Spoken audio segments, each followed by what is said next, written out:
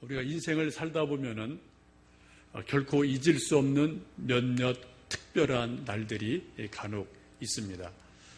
생일날도 그렇겠고요. 자기의 인생에 있어서 엄청나게 중요한 사건이 벌어진 날을 영원히 기억할 수가 있을 겁니다. 저에게도 그런 날이 몇몇 있는데, 특별히 올해 들어와서는 2012년 2월 8일 수요일을 저는 잊을 수가 없습니다.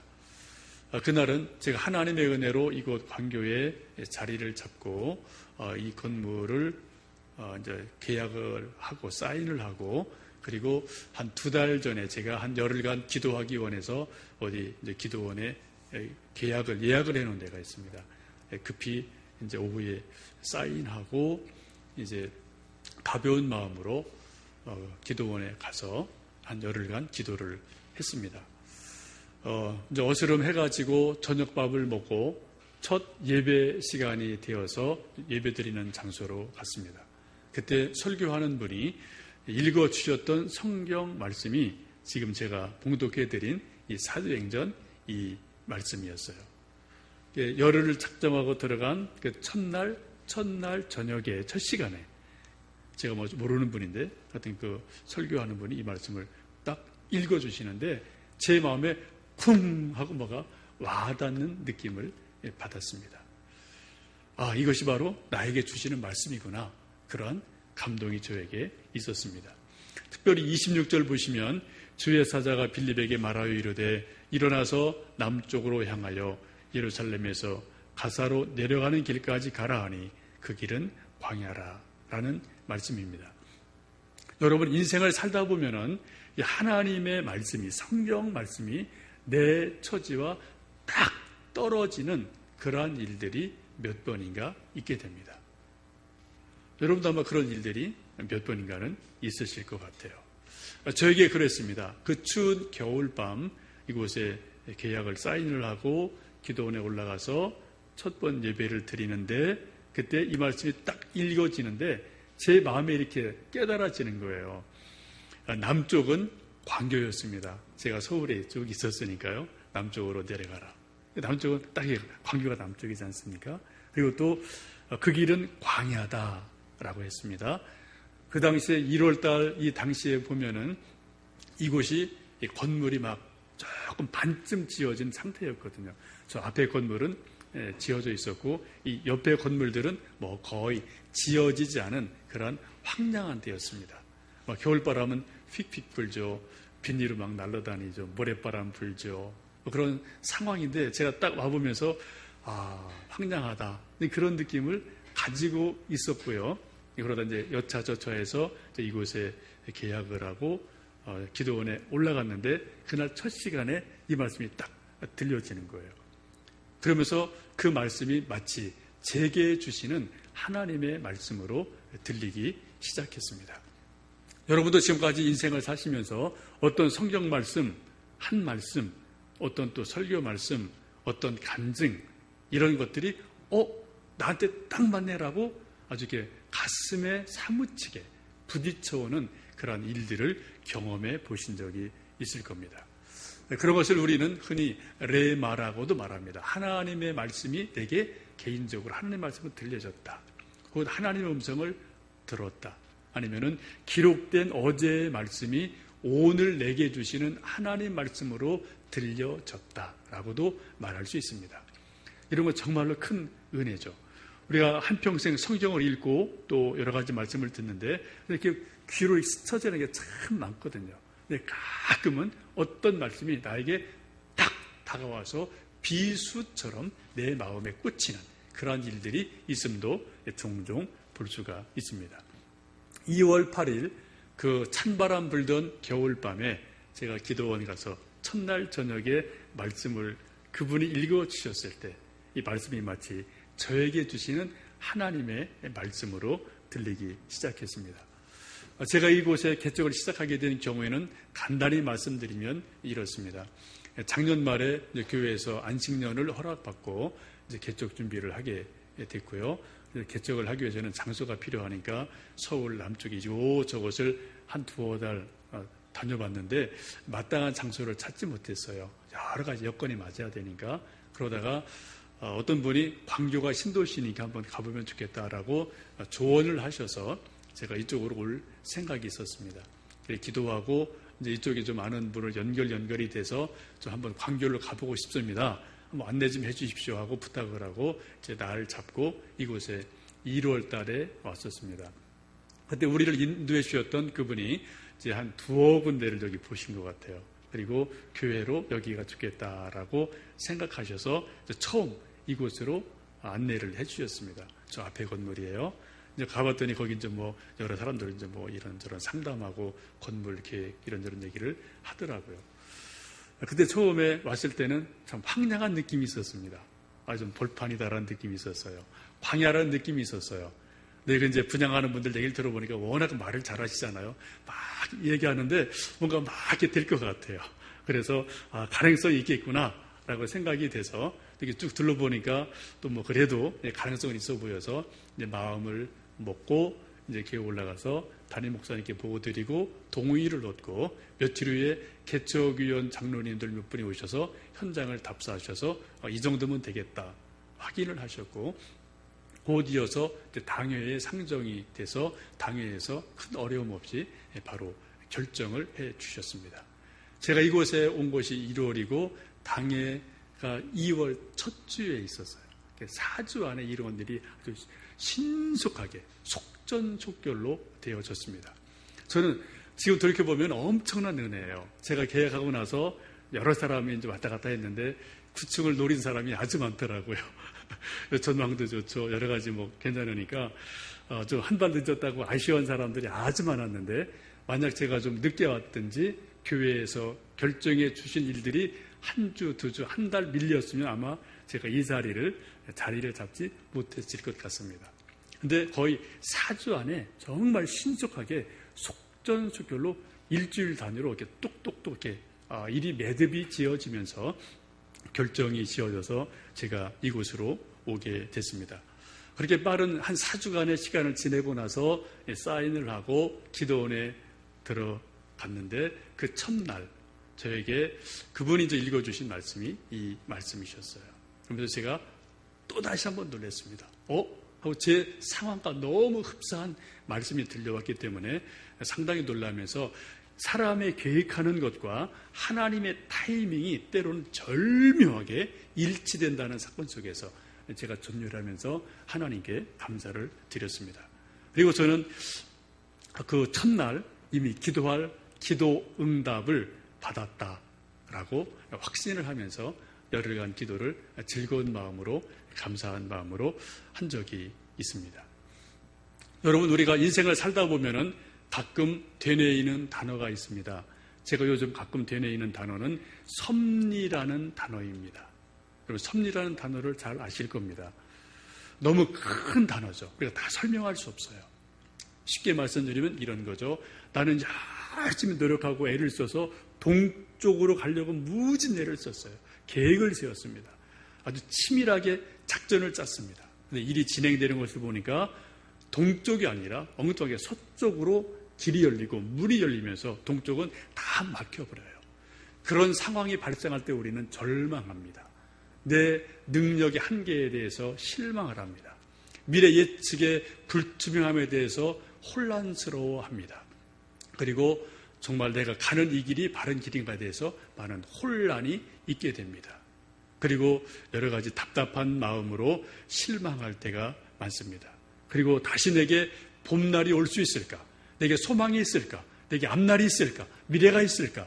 이런 절망하면서 그 꺾여진 꿈에 대해서 계획이 포기된 것에 대해서 우리가 힘들어하고 아파할 때가 종종 있습니다. 저도 그런 일이 여러 번 있었어요. 작년 연말 올 초에도 저에게 그런 시간이었다고 보여집니다. 마치 영혼의 어두운 밤처럼 한치 앞이 안 보이는 그러한 어둠이 저에게 나름대로 있었습니다. 그런데 그 기도원에 올라가서 첫날 저녁에 설교자가 이 말씀을 읽어주는 가운데 그 한 말씀이 제 마음속에 하나님의 말씀으로 들리면서 응답을 받게 됐습니다. 오늘 함께 읽으신 이 본문 말씀은 빌립이 주님의 말씀을 따라 예루살렘을 떠나서 남쪽 광야로 가게 되었습니다. 도시를 떠나서 광야로 가라는 것 이해하기가 어렵습니다. 의아합니다. 전도를 하려면 사람이 있는 데 전도를 해야죠. 그런데 주의 사자가 빌립에게 말씀하기를 도시를 떠나서 남쪽으로 가라. 가보니까 광야예요. 전도할 대상이 없잖아요. 상당히 의아했을 겁니다. 우리도 인생을 살다 보면은 또 성경 말씀을 읽다 보면은 간혹 큐티를 하다 보면은 혹은 또 말씀을 듣다 보면은 이해 안 되는 일들이 종종 우리에게 있습니다.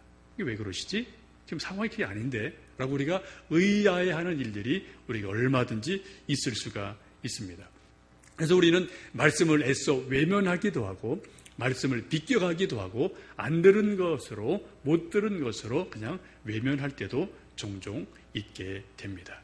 그러나 우리가 말씀을 믿음을 가지고 따라가고 순종해 보면은 말씀의 역사가 일어남을 우리 순종해 본 사람들은 알 수가 있게 됩니다. 여러분 잘 아시는 포항에 가면은 한동대라는 이름 있는 대학이 있습니다. 김영길 총장님이시죠. 그분의 간증을 들어보니까 그분이 서울에서 그래도 유명하게 잘 나갈 때 그 지방에 아무런 이름도 없는 조그마한 지방대학에서 요청이 왔죠. 총장으로 와주시면 정말 고맙겠습니다. 그건 상당히 이름 있는 분이고 유명한 분이에요. 그런 조그마한 지방대학에서 감히 총장으로 와달라고 말하기가 힘들 정도로 나름대로 큰 분입니다. 우리도 어떤 사람들에게 뭔가 요청할 때 이만큼 큰 분한테 이렇게 자그마한 것을 요청하면 좀 과할 수가 있어요. 적당하게 요청을 해야 되는데요. 이분이 고민을 했습니다. 가야 되나 말아야 되나. 기도하는 분이었기 때문에 기도하고 고민했습니다. 근데 그날 얼마 지나서 주일날이 되었는데 그 주일 설교 본문이 창세기 12장이었다고 하죠. 그래서 아브라함에게 주시는 말씀처럼 떠나서 가라. 본토 친척을 떠나 가라. 이 말씀을 듣고 이제 막 반신반의하는 거죠. 근데 그 주간에 있었던 또 한 번의 새벽 기도를 또 드리는데 그 새벽 기도에 똑같은 본문의 말씀을 듣게 됐습니다. 또 한 번 어떤 모임에 가서 또 똑같은 본문의 말씀을 연거푸 3번을 들으면서 이거는 하나님께서 나를 말씀으로 부르시는구나라고 인정을 하고 이제 서울을 떠나서 포항으로 가게 됐다고 합니다. 그 결과 우리가 아는 것처럼 포항에 있는 한동대가 물론 지방에 있는 대학이지만 아주 훌륭한 대학으로 많은 하나님의 사람들을 키우는 그러한 귀한 대학으로 세워져 있음을 저희는 잘 알고 있습니다. 말씀에 순종하면 그만큼 뭔가 일이 일어나게 됩니다. 오늘 빌립이 주님의 말씀을 순종해서 남쪽으로 내려갔습니다. 광야로 내려갔습니다. 사람이 아무도 없습니다. 막막한 곳이에요. 근데 조금 있다 보니까 마차 한 대, 수레 한 대가 오게 되는데 그 수레는 이디오피아 국고를 담당하는 내시, 곧 요즘 말로 말하면 재무장관 같은 사람이 타고 오는 그런 수레였습니다. 이 사람이 예루살렘에서 예배를 드리고 이디오피아 귀국길에 오르고 있었습니다. 여러분 아마 그런 궁금증이 드실 거예요. 이디오피아 사람이면 조금 얼굴이 검은 사람일 텐데 이 검은 사람이 왜 예수님 당시 2000년 전에 예루살렘의 성전에 가서 예배를 드리고 그리고 또 그 먼 남쪽 이디오피아로 수레를 몰아갈까? 이 흑인과 예루살렘 솔로몬 성전과 무슨 관계가 있을까? 그런 궁금증이 있을지 모르겠습니다. 이 일은 약 1000년 전으로 거슬러 올라가야 됩니다. 여러분 잘 아시지만 솔로몬은 세계 최고의 지혜 왕이었습니다. 그래서 수많은 사람들이 그 당시에 동서남북에서 솔로몬의 지혜를 듣기 위해서 몰려오게 돼요. 구약 말씀을 보시면은 그때 이디오피아 여왕도 솔로몬의 지혜를 듣기 위해서 많은 사람을 데리고 많은 선물을 가지고 솔로몬을 찾아오게 됩니다. 여러분 혹시 영화 보셨나요? 솔로몬과 시바라는 영화 이런 거 보신 적이 있을지 모르겠어요. 그겁니다. 바로 예수님 당시 그 1000년 전에 이미 솔로몬과 에디오피아 어떤 정치적인 관계, 종교적인 관계가 서로 이렇게 저렇게 연결되어 있었고 그런 흐름들이 천년이 계속되도록 그러한 성지순례 같은 예배드림이 이렇게 저렇게 진행되고 있었습니다. 여러분 가끔 TV 보시면은 유태인들에 대한 뉴스를 보실 적이 있을 텐데 그때 좀 얼굴이 검은 분들이 유태인이라고 등장하는 일들이 간혹 있습니다. 좀 궁금하죠? 흑인인데 왜 유태인이라고 그러지? 라고 궁금해하실 수 있는데 이 말씀으로 연결시켜 보시면은 무리가 없습니다. 아주 오래전부터 유태인들이 나름대로 있었음을 우리는 구약으로부터 알 수 있고 그런 흐름 속에서 이 이디오피아 국고를 맡은 관리인 재무장관이 예루살렘에 예배하러 왔다가 자기 땅으로 귀국하는 그러한 과정이었습니다. 그때 빌립이 그 마차를 보고 수레에게 가까이 다가갔죠. 그때 성령께서 그렇게 말씀합니다. 수레로 가까이 다가가라. 가서 보니까 그 재무장관이 성경을 읽고 있습니다. 그래서 물었습니다. 무슨 뜻인지 아느냐고 물었더니 그렇게 말씀하죠. 가르쳐주는 사람이 없는데 지도해주는 사람이 없는데 어찌 깨달을 수 있겠느냐라고 말하고 빌립을 정해서 수레에 같이 올라서 이야기를 하기 시작합니다. 여러분 이 성경은 세계에서 가장 많이 팔린 소위 베스트셀러예요. 그런데 또 반면 보면은 세상에서 가장 읽히지 않는 책이 성경이기도 합니다. 집마다 몇 권 다 성경이 있으실 거예요. 저도 여러 권 있어요. 그런데 성경 읽지 않는 것이 훨씬 더 많은 것 같습니다. 뭐 호텔에도 있고요. 어디나 다 있어요. 근데 성경같이 읽혀지지 않는 이렇게 묵혀있는 책도 드물다고 생각을 합니다. 또 어떤 분들은 성경을 열심히 읽습니다. 1년에 1독, 몇 독 하시는 분도 계시고요. 근데 성경을 얼마나 많이 읽었느냐도 중요한데 제가 볼 때는 성경 말씀을 어떻게 이해했느냐, 어떻게 믿었느냐, 어떻게 믿어지느냐 이것이 훨씬 더 중요한 일임을 알게 됩니다. 오늘 이 주인공 중에 한 사람인 이디오피아 국고를 만났던 관리인 재무장관이 두루마리 성경을 쭉 이사야를 읽고 있었습니다. 그런데 오늘 말씀을 보면은 성경을 읽긴 읽었지만 글씨만 읽고 있는 모습을 봅니다. 뜻이 뭐냐고 물었더니 모른다는 거죠. 여러분 우리도 그럴 수가 있어요. 성경을 읽을 때 간혹 열심히 읽는데 하얀 거는 종이고 검은 거는 글씨고 이렇게 그냥 성경책을 넘길 때가 종종 있습니다. 부끄럽지만 목사인 저도 그럴 때가 적지 않이 많이 있어요. 저도 성경 100% 다 모릅니다. 절대로 몰라요. 그럴 수가 없어요. 여러분 저는 이 이디오피아 실세였고 재무장관이었던 이 사람은 상당히 용기 있는 사람이라고 생각합니다. 자기가 모르는 것을 모른다라고 인정하는 것은 용기예요. 부끄러움이 아닙니다. 여러분 이 주인공 이디오피아 재무장관은 상당한 식자층일 겁니다. 상당히 권력이 있는 사람이에요. 아주 멋있는 마차를 타고 갔을 겁니다. 빌립은 아마 허름한 옷을 입었음에 틀림이 없습니다. 그 대단한 한 국가의 장관급 되는 사람이 허름한 옷을 입고 있는 사람에게 나 이거 모른다 라고 자기 무지를 인정하는 것 결코 쉽지 않습니다. 여러분 요즘 우리 현대인들의 고민이 뭐고 우리 또 시대의 고민이 무엇이겠습니까? 조금 배운 사람들이 또 지도자들이 나는 다 안다는 거예요. 나는 다 할 수 있다는 거예요. 요즘 여러분 정치의 계절이잖아요. 대선이 앞에 있잖아요. 한번 이야기 들어보세요. 나는 그거 다 알아. 나는 다 할 수 있어. 이게 요즘 들려오는 소식들이잖아요. 우리 개인들도 그렇습니다. 어떤 사람을 만나고 친구를 만날 때도 자기의 무지를 감추려고 하거든요. 나 이렇게 몰라. 그런 말 하기가 그렇게 쉽지가 않음을 우리는 고백하게 됩니다. 이 주인공인 이디오피아 재무장관은 자기가 성경을 모른다는 것을 낯선 사람에게, 허름한 사람에게 인정해요. 고백해요. 나 이거 모른다. 거기서 진정한 용기가 있는 것이고 거기서 새로운 배움이 있게 되고 새로운 깨달음이 있게 되고 거기서 앞으로 성장이 가능한 것을 보게 됩니다.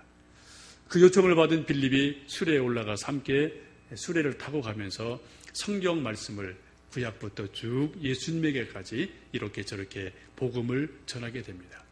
요즘 말로 말하면 이제 1대1 성경 공부를 수레해서 쭉 하게 되는 거죠. 아마 한두 시간쯤 갔겠죠. 그리고 쭉 말씀을 전하는 가운데 그 내시가 감동을 받았습니다. 영의 눈이 띄어졌습니다. 말씀이 이해가 됐어요. 예수님을 사랑하게 됐습니다. 예수님 믿는 믿음이 생겼어요. 구원의 확신을 갖게 됐습니다. 그리고 36절에 보면 이렇게 말씀합니다. 길 가다가 물 있는 곳에 이르러 그 내시가 말하되 보라 물이 있으니 내가 세례 받음을 무슨 꺼리낌이 있겠느냐 라고 자청해서 나에게 세례를 베풀어 달라고 빌립에게 요청을 합니다. 참 대단한 일이죠. 한두 시간 말씀을 쭉 전하고 그 대단한 사람이 감동이 되고 말씀이 믿어지고 구원이 이루어서 나에게 세례를 베풀어 주십시오 해서 세례를 베풉니다. 저도 목사이고 가끔 성경 공부를 가르치고 또 여러분들을 만날 기회가 있는데 1시간, 2시간 만에 말씀을 증거해서 구원의 자리에 이르게 해서 세례까지 가는 일이 참 쉽지 않아요. 이게 정말 힘든 일입니다. 정말 힘든 일인데 성령께서 역사하시니까 빌립을 통해서 이렇게 역사하시는 모습을 보게 됩니다.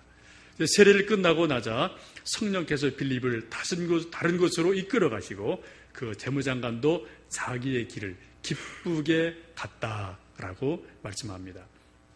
여러분, 우리 함께 읽었던 이 말씀에서 주인공이 누굴까요?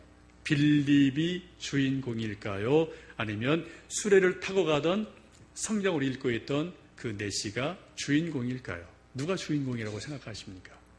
저는 이 말씀의 진정한 주인공은 성령님인 줄로 믿습니다. 26절 보시면 주의 사자가 빌립에게 말하여 이르되 남쪽으로 가라 라고 주의 사자가 말씀을 들려주십니다. 29절에 성령이 빌립더로 이르시되 술에 가까이 가라 라고 또 성령께서 말씀하셔요. 39절 보시면 주의 영이 빌립을 이끌어 가셨다라고 말씀합니다. 세례 베푼 이후에 또 다른 길로 인도해 가시는 것을 보게 됩니다. 우리가 인생을 살면서 한 가지 생각해 볼 것은 우리 인간의 계획, 인간의 의지와 하나님의 의지, 하나님의 이끌어 가심, 이 두 가지가 때로는 조화를 이루기도 하고 때로는 갈등할 때도 있다라는 것입니다. 그래서 우리가 살다 보면은 내 계획대로 일들이 잘 될 때가 있고요. 어떤 때는 내 계획과는 전혀 반대 방향으로 일들이 꼬이는 것처럼 막히는 것처럼 보일 때도 종종 있습니다. 그리고 우리 인생이 힘들어할 때가 있죠. 여러분, 우리 인생의 신비가 어디 있을까요? 저는 그렇게 믿습니다. 내 의지를 꺾고 하나님의 의지에 순복하면 하나님의 영광이 드러납니다. 하나님의 능력이 드러납니다. 하나님 일하시는 것이 드러나게 됩니다. 저는 요즘 계속 생각하는 한 가지 단어가 섭리라는 단어를 저는 개인적으로 아주 많이 하고 있습니다. 저도 원래 개척할 생각을 그렇게 많이 없었어요. 어떻게 하나님이 이렇게 저렇게 이렇게 끄셔서 여기까지 와서 보니까 좀 계속 고백하고 느끼는 것은 하나님의 섭리라는 그 큰 단어 앞에 머리를 숙이지 않을 수가 없습니다. 잠언 16장 1절, 9절, 33절에 이렇게 말씀합니다. 마음의 경영은 사람에게 있어도 말의 응답은 여호와께로부터 나오느니라. 사람이 마음으로 자기 길을 계획할지라도 그 걸음을 인도하시는 이는 여호와시니라. 제비는 사람이 뽑으나 모든 일을 작정하기는 여호와께 있느니라. 우리는 인생을 살면서 우리가 지식이 있고 경험이 있기 때문에 자기 미래에 대해서 철저하게 계획해야 됩니다. 플랜 짜야 돼요. 시간표를 짜야 돼요. 그러나 우리가 인생을 살다 보면은 꼭 인생이 그렇게만 되지 않는다는 사실을 간혹 경험하고 깨닫게 됩니다. 그리고 내 계획이나 내 의지보다 더 큰 어떤 의지, 더 큰 계획이 우리 걸음을 이쪽으로 저쪽으로 이끌어 가시고 몰아가신다는 것을 우리는 종종 깨닫고 경험할 때가 있습니다. 그때 하나님의 이끄심에 우리가 아멘으로 순종하면 하나님이 일하시는 것을 우리는 그 다음에 비로소 볼 수가 있게 됩니다. 제가 이곳까지 온 것도 한 1년여간의 시간을 돌이켜보면 하나님의 섭리였다, 하나님의 인도하심이었다는 것을 주님 앞에 겸손히 고백하지 않을 수가 없습니다. 그래서 에벤에셀의 하나님, 여기까지 도우신 하나님이 또 여호와 일의 하나님이 되어주셔서 또 내일 저기까지 인도하실 줄로 믿고 하나님의 더 큰 의지에 제 의지를 복종하고 싶어요. 하나님의 큰 계획 속에 제 작은 계획을 드리고 싶어요. 또 순종하고 싶은 그러한 마음이 제 속에 있습니다. 여러분, 우리 인생을 살면서 진정한 행복이 어디 있다고 생각하십니까? 내가 열심히 노력하고 계획을 세워서 내가 이만큼 얻었다, 이만큼 높아졌다, 내가 이렇게 유명한 사람이 됐다. 그게 우리의 기쁨이고 행복이죠. 맞습니다. 더 큰 행복, 더 큰 기쁨은 하나님이 나를 이렇게 만들어 주셨습니다. 나를 이렇게 세워 주셨습니다. 나를 이런 사람으로 만들어 주셨습니다. 내게 이것을 주셨습니다. 하나님이 해 주셨습니다. 라는 고백이 있는 사람이 진정으로 행복한 사람인 줄로 믿습니다. 원하기는 이제 시작하는 광교소망교회가 1년, 2년 지난 다음에 하나님이 이 일을 하셨습니다. 하나님이 이렇게 하셨습니다. 라는 고백이 저에게서 있기를 갈망합니다. 또 그때까지 함께 계실 분들이 계신다면 또 그런 고백을 함께 할 수 있기를 기대합니다. 또 여러분 개인적인 가정 속에서 또 자녀들 속에서 일터 중에서 하나님이 이렇게 하셨습니다. 하나님 이것을 하셨습니다. 그런 즐거운 고백이 넘치는 여러분 되시기를 간절히 축원합니다. 기도하겠습니다.